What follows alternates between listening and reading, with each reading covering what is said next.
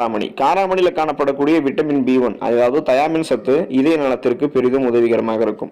இந்த விட்டமின் இதய செயலிழப்பு போன்ற பிரச்சனைகளிலிருந்து நம்மை பாதுகாக்கும். மேலும் காராமணியில் காணப்படக்கூடிய பிளவனாய்டுகள் இதயம் நன்றாக செயல்படுவதற்கு உதவிகரமாக இருக்கும். காராமணியில் இருக்கக்கூடிய நார் சத்தானது உடல்ல தேவையில்லாத கொலஸ்ட்ரால்கள் சேர்வது தடை செய்வதோடு தமனிகளில் எந்த அடைப்புகளும் ஏற்படாமல் தடுக்கிறதால மாரடைப்பு, பக்கவாதம் போன்ற எந்த விதமான இதயம் சார்ந்த பிரச்சனையும் இல்லாமல் நலமோடு வாழ்வதற்கு காராமணி எடுத்துக்கொள்ளலாம். உடல் எடையை எந்த விதமான சைடு எஃபெக்ட்டுமே இல்லாமல் ஆரோக்கியமான முறையில் குறைக்கிறதுக்கு காராமணி எடுத்துக்கொள்ளலாம்.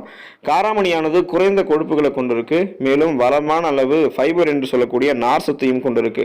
இதன் மூலமாக காராமணி எடுத்துக்கொள்ளும் போது நல்ல செரிமானம் நமக்கு தூண்டப்படும் போது அதிக பசி ஏற்படாமல் கண்ட்ரோல் பண்ணிக்கலாம். இதனாலவே நம்ம அதிகமாக கலோரிகள் இருக்கக்கூடிய தேவையில்லாத நொறுக்கு தீனிகளை சாப்பிட்டு இன்னும் நம்மளுடைய உடம்பு வந்து வெயிட் போட்டுக்க மாட்டோம்.